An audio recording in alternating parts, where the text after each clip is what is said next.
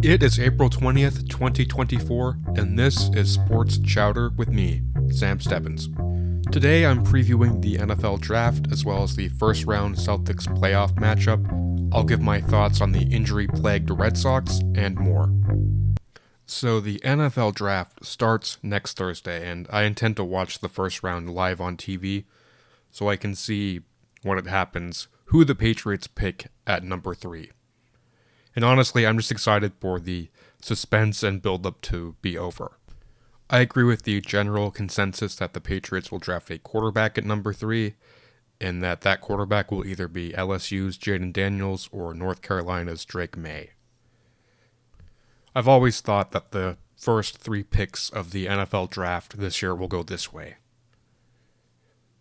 Quarterback Caleb Williams from USC will go to the Chicago Bears at number 1. Jaden Daniels will go to the Washington Commanders at number 2, and Drake May will go to New England at number 3.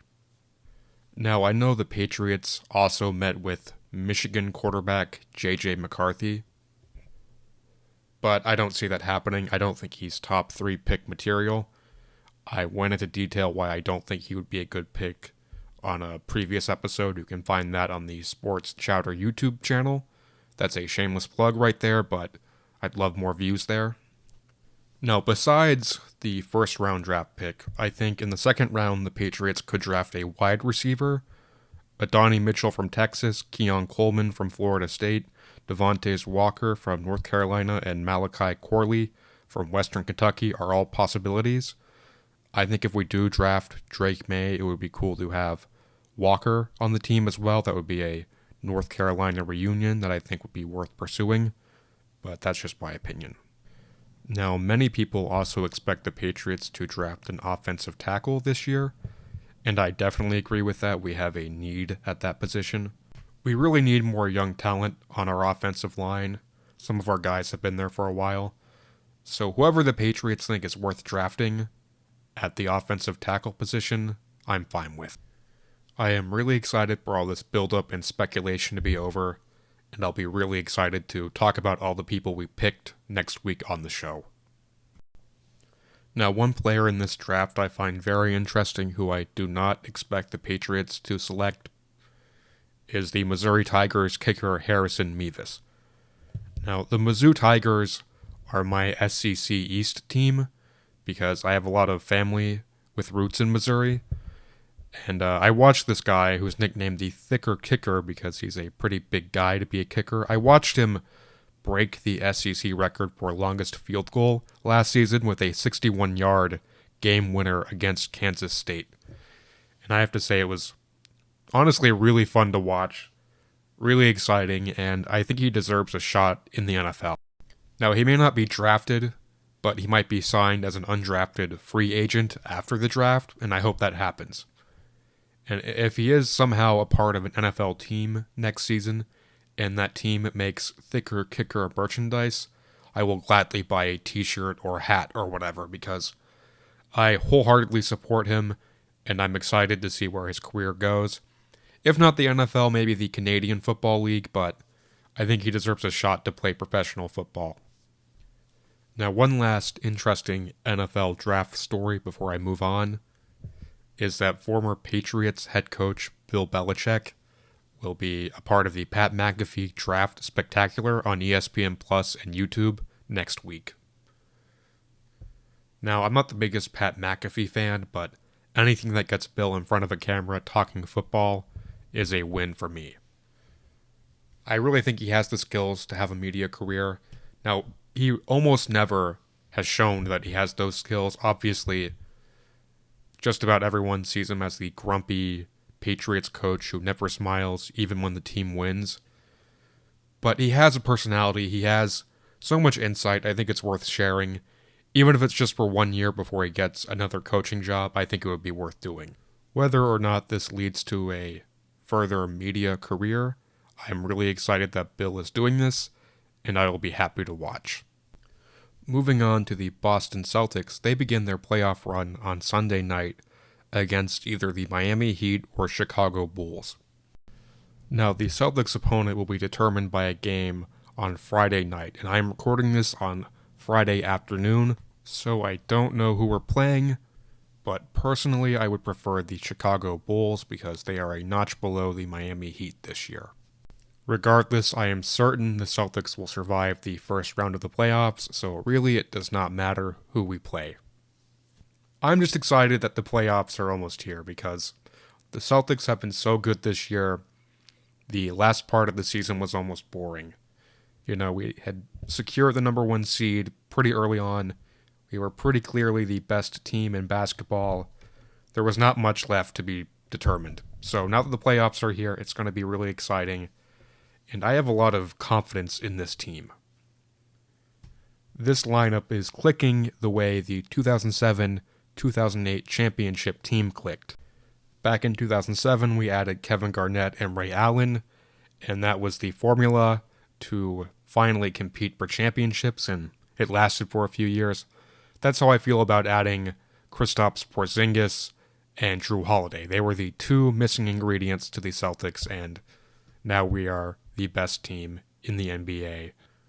And there is a very strong possibility that the Celtics win championship number 18 in these playoffs. I believe in this team, and I know Celtics fans everywhere do as well. Now, staying in the NBA, something really interesting happened this week. The Warriors lost their play-in tournament game to the Sacramento Kings, 118-94, which means the Golden State Warriors have missed the playoffs. Many people are wondering what will happen to the Steph Curry-led Warriors. Now, if this really is it, if they're not going to compete in the playoffs and compete for championships again, they had a really great run from 2015 to 2022, during which they won 4 championships, with a really intense period of domination from 2015 to 2017. In 2015, they set the record for most regular season wins in NBA history, and then subsequently lost the NBA Finals to LeBron James and the Cleveland Cavaliers, but the Warriors came back, they signed Kevin Durant, and won 2 back-to-back championships handily. They then lost the 2019 NBA Finals and had a period of, being less competitive, and then they won a championship in 2022 against the Boston Celtics. Believe me, I am painfully aware of that last championship of theirs. Now, honestly, they could come back and make the playoffs again and maybe make a run. Steph is only 36, Klay Thompson and Draymond Green are 34, and I'm sure they have some gas in the tank. I'm sure they don't want to be done winning championships. No player ever wants to be done with that, but personally, I think they've won their last championship together. Their time has come and gone, and now they have a great legacy. I could definitely be wrong. Stranger things have happened in the NBA, but as it looks right now, I don't think they'll be competing anymore. Moving on to the Boston Red Sox. This week they won a series against the LA Angels 2-1 and lost a series to the Cleveland Guardians 3-1. So the past few games against Cleveland have not been great. It's been kind of painful. We've been injury plagued, and it's starting to get concerning. During our 11-inning loss to Cleveland on Tuesday night, our third baseman and franchise player, Rafael Devers, left in the 8th inning with knee pain. And now he's already missed 4 games, resting a nagging shoulder injury, and now he is out of the lineup for our game tonight against Pittsburgh. Now, apparently he has a bone bruise, as an MRI revealed, and he is not expected to miss too many more games.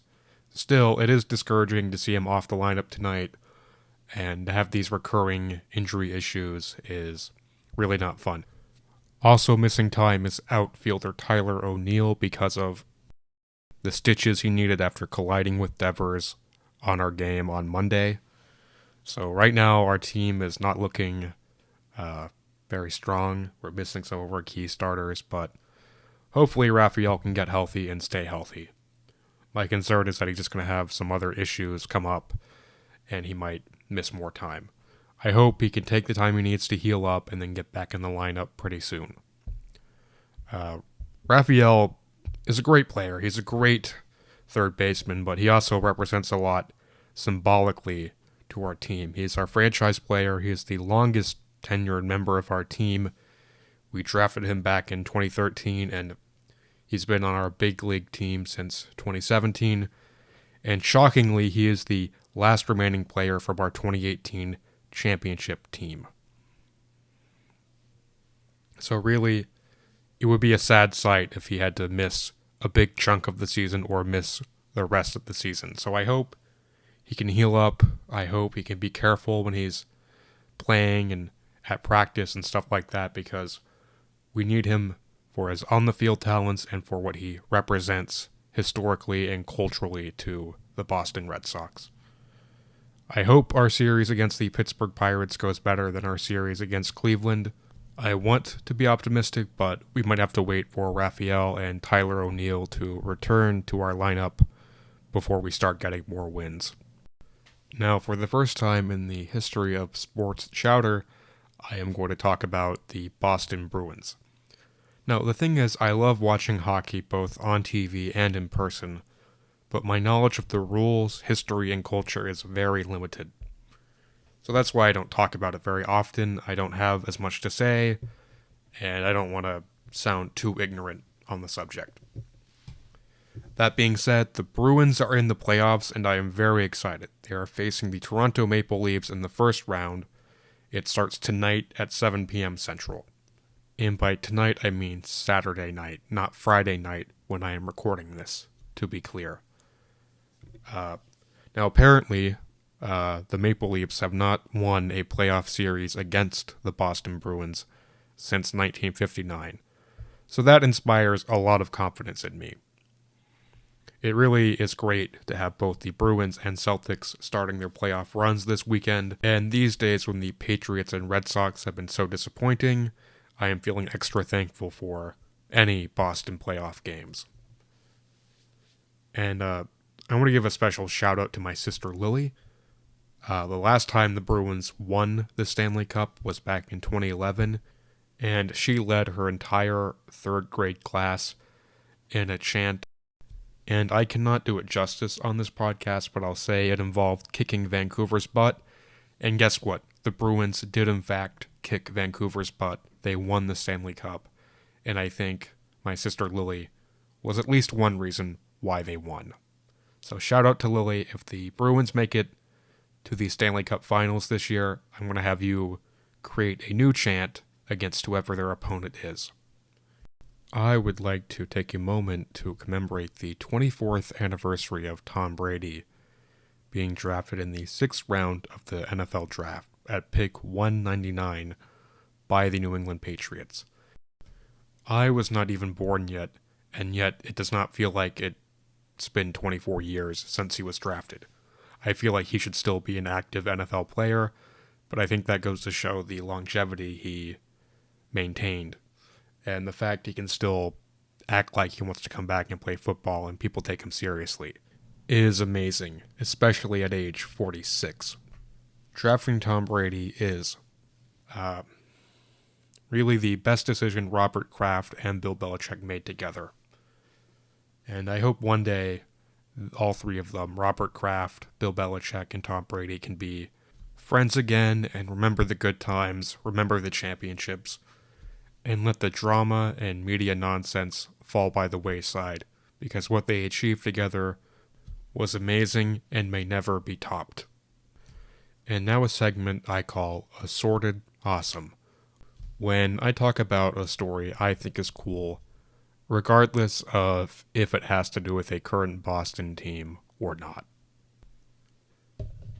Now, on Monday, Rob Gronkowski, the former Patriots tight end and four-time Super Bowl championship, was back in Boston for Patriots Day, which is the day of the Boston Marathon and a holiday in the state of Massachusetts.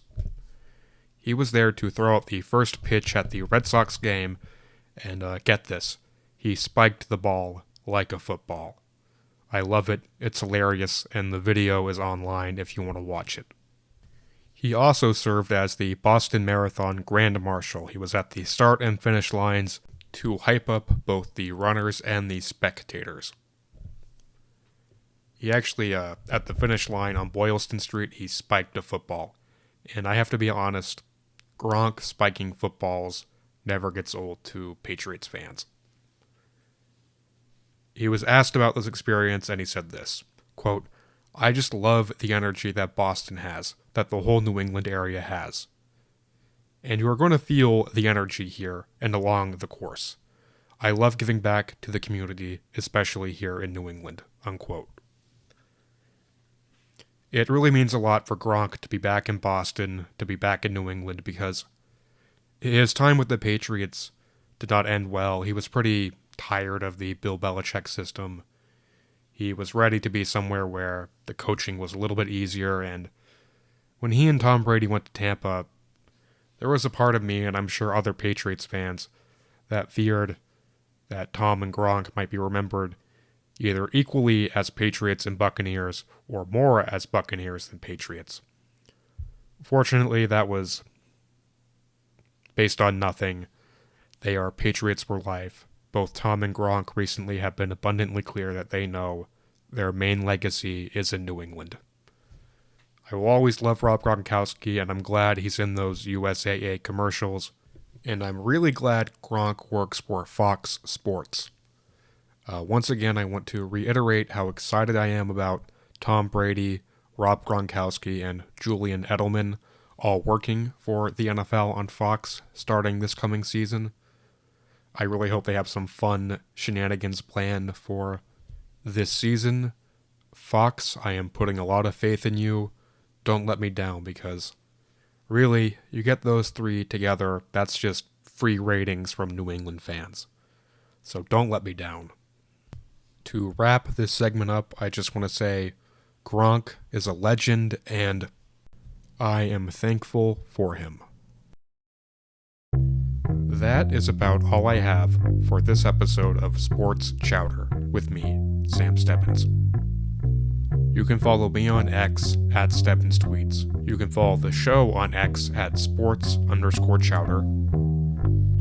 You can follow the show on Instagram at Sports Chowder and give the show a like on Facebook.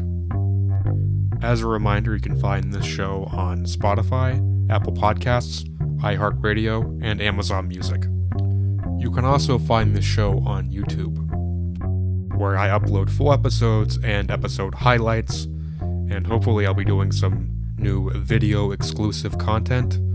That is to be determined. If you have any suggestions, you can tweet me at Stebbins Tweets, you can comment on our Instagram, or you can comment on our YouTube videos. I think the YouTube channel would be a great place to just do some more fun stuff. I could talk about some of my favorite Boston sports memories. I could talk about my thoughts on Dunkin' Donuts coffee. I could give my thoughts on Boston-based bands. Fun stuff like that. So whatever you want, just let me know. I'm very amenable to suggestions. Just let me know. I think this will be a great way of expanding the Sports Chowder brand. Thank you so much for listening. Have a great week.